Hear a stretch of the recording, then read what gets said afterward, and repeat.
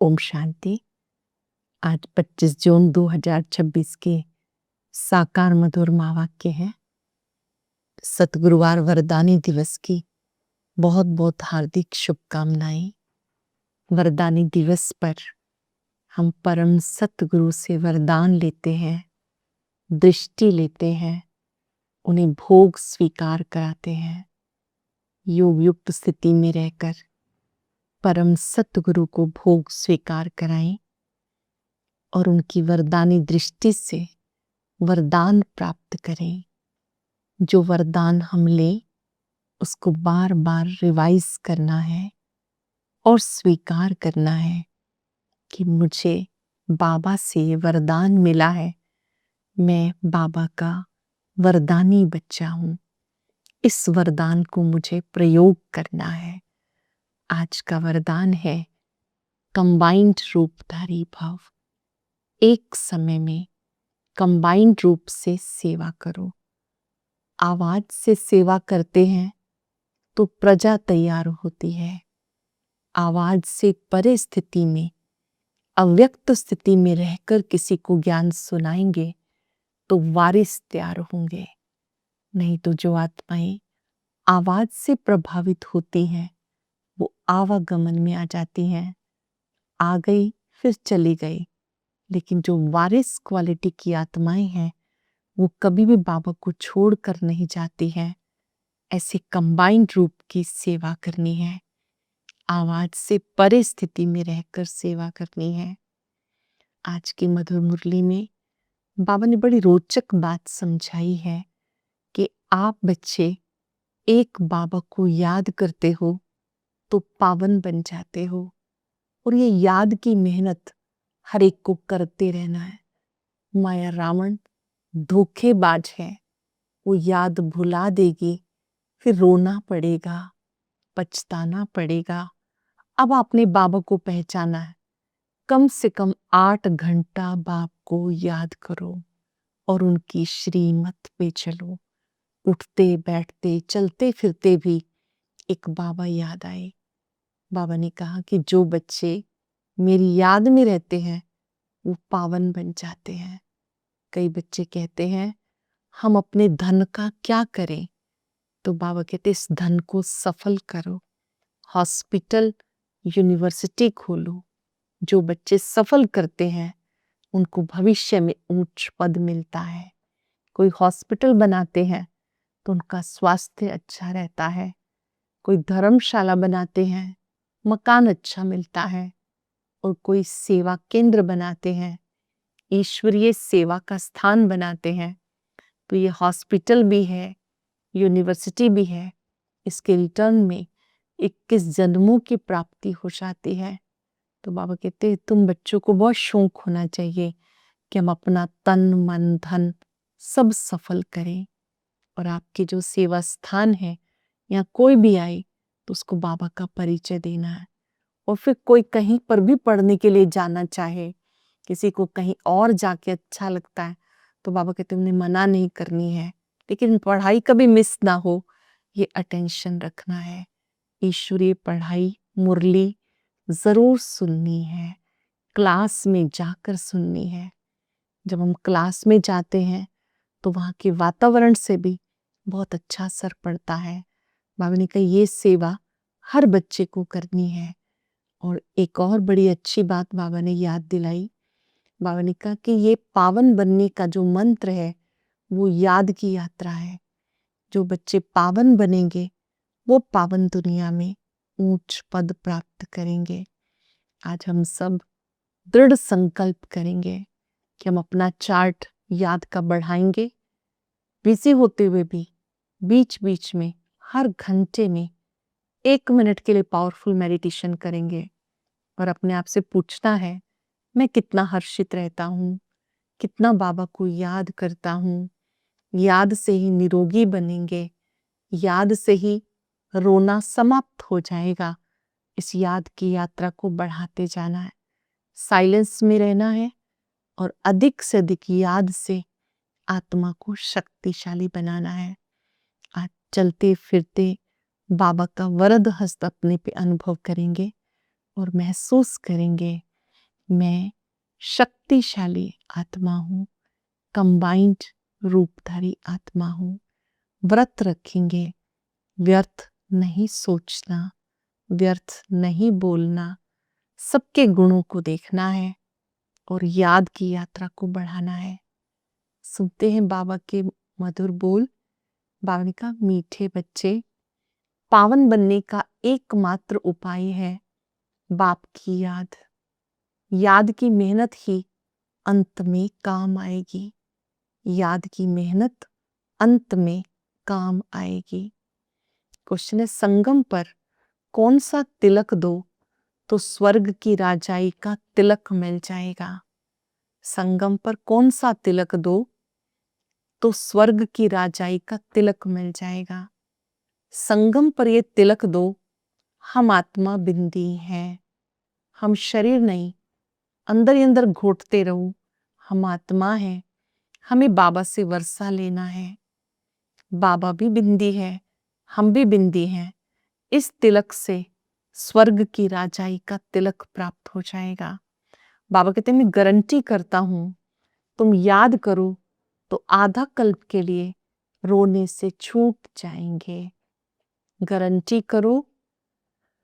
मुझे एक बाप को याद करना है, बाबा भी गारंटी करते हैं कि तुम मुझे याद करो, आधा कल्प के लिए रोने से छूट जाएंगे। ओम शांति।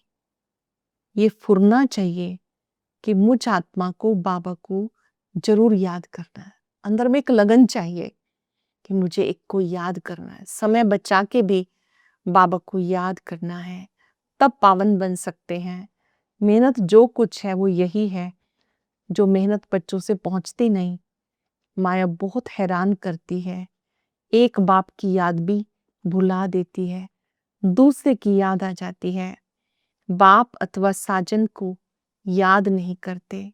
ऐसे साजन को कम से कम 8 घंटा याद करने की सर्विस देनी है, अर्थात साजन को मदद देनी है याद करने की, अथवा बच्चों को बाप को याद करना चाहिए। यह बहुत बड़ी मेहनत। गीता में भी है, मन मना भव। बाप को याद करते रहो, उठते बैठते चलते फिरते एक बाप को याद करते रहो और कुछ नहीं। पिछाड़ी को ये याद बहुत काम आएगी। अपने को आत्मा अशरीरी समझो।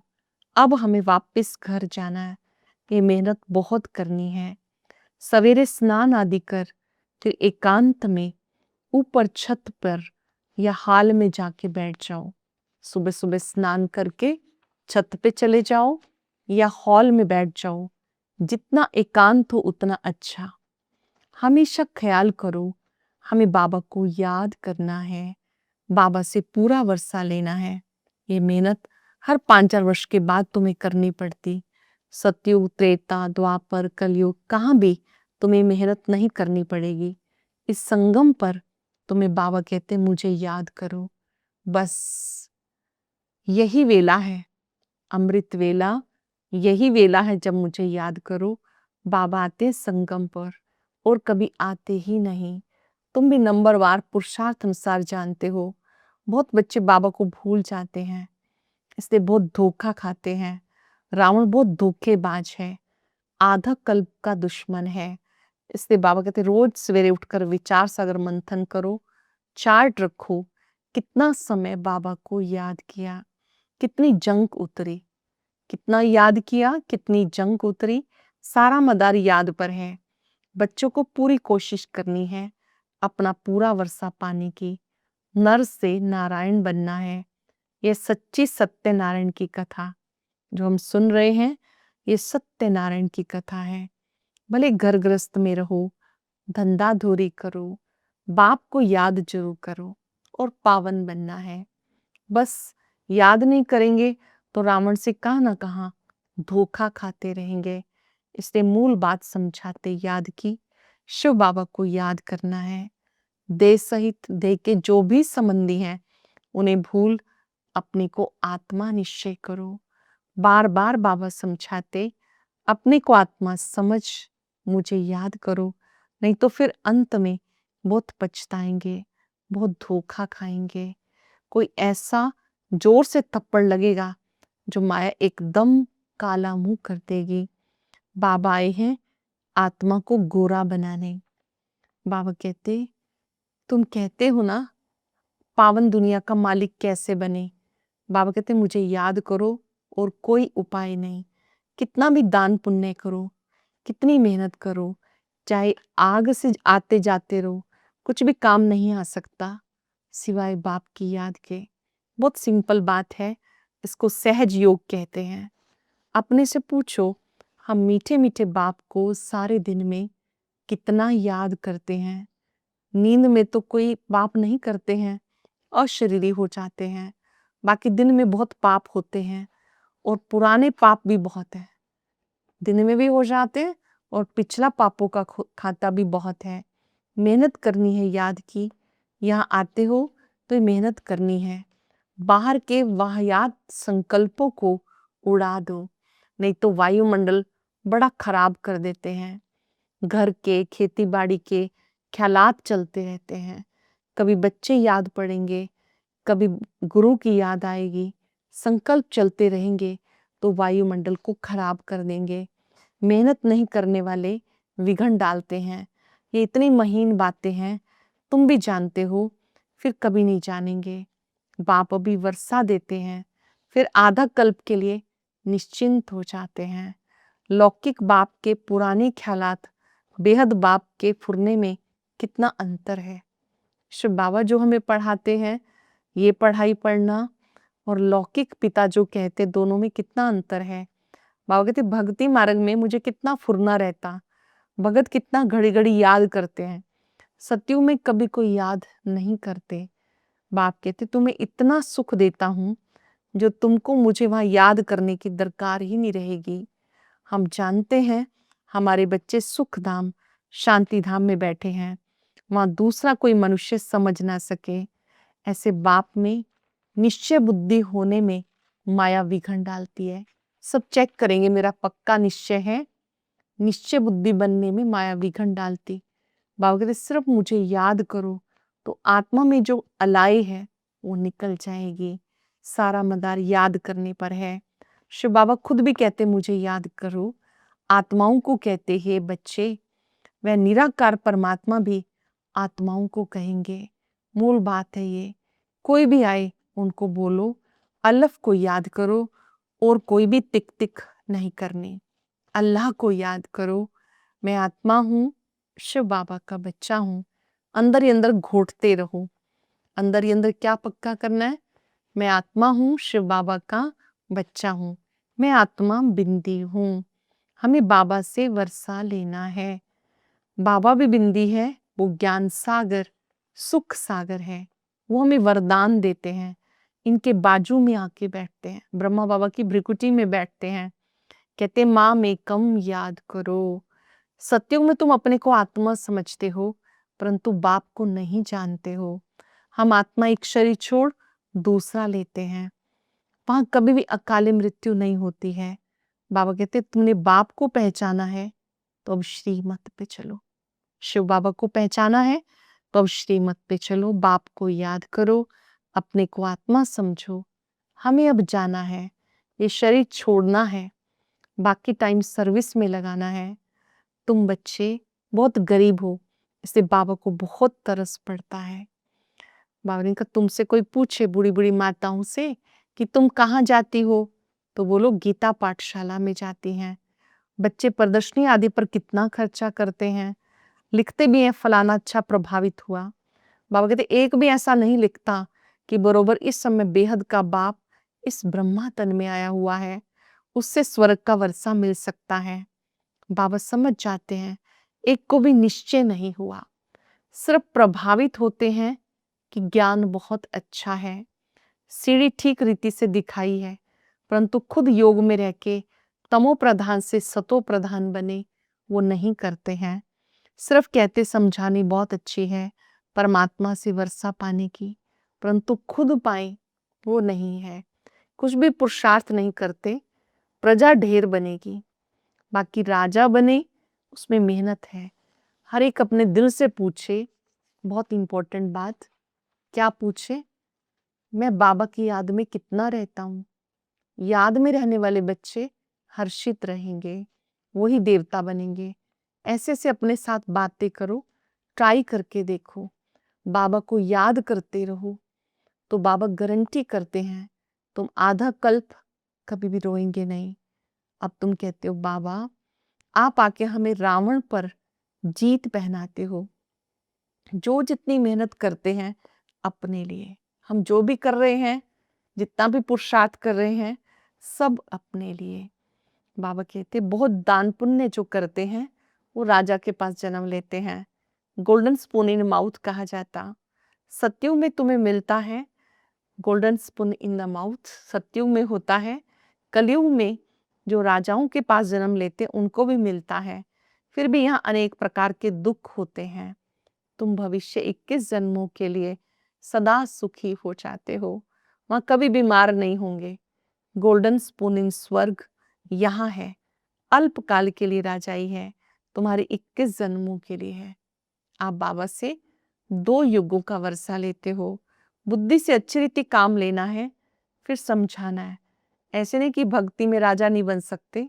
कोई कॉलेज अथवा हॉस्पिटल बनाते हैं तो उनको भी एवजा मिलता है।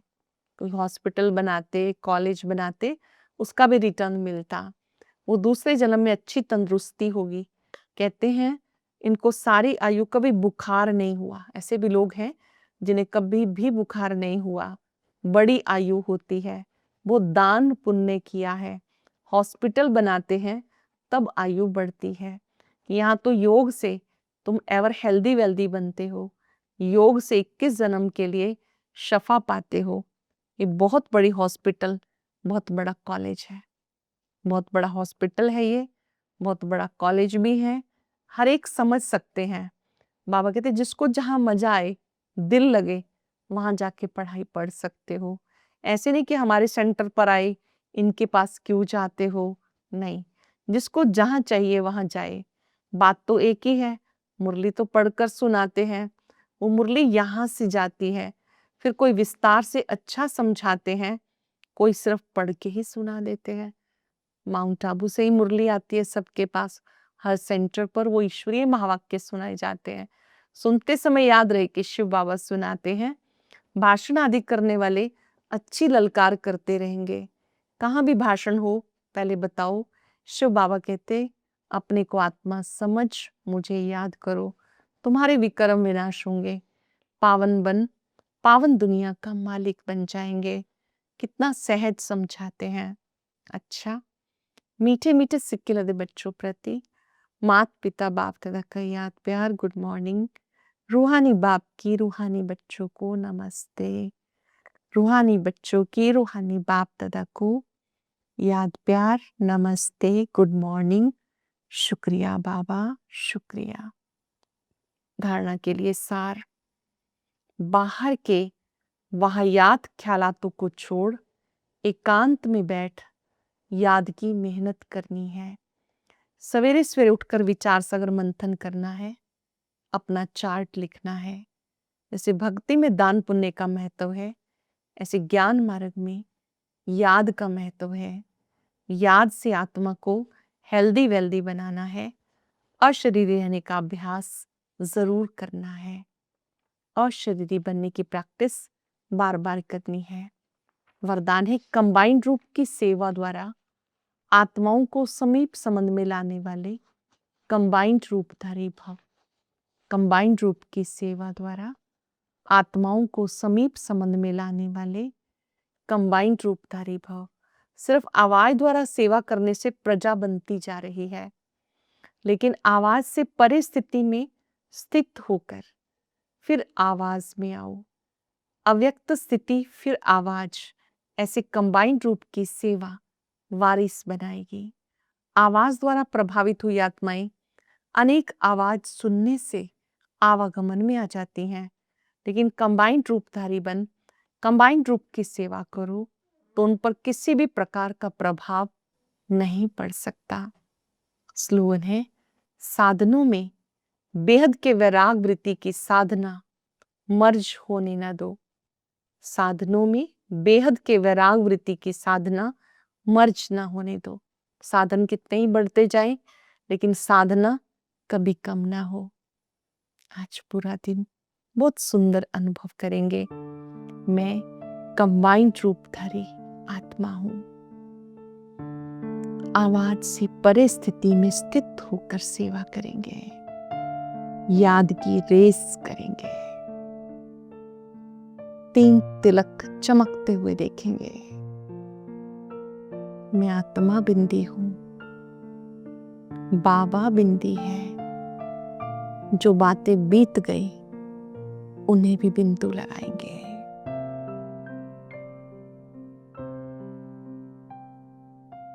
महसूस करें सभी आत्माएं अपना बहुत अच्छा पार्ट बजा रही हैं। सब ज्योति बिंदु आत्माएं हैं। आज याद की रेस करेंगे। हर कार्य याद में रह के करना है। बाबा के साथ की स्मृति समर्थ बनाती है। मेरे बाबा मेरे साथ है। शुक्रिया बाबा, शुक्रिया।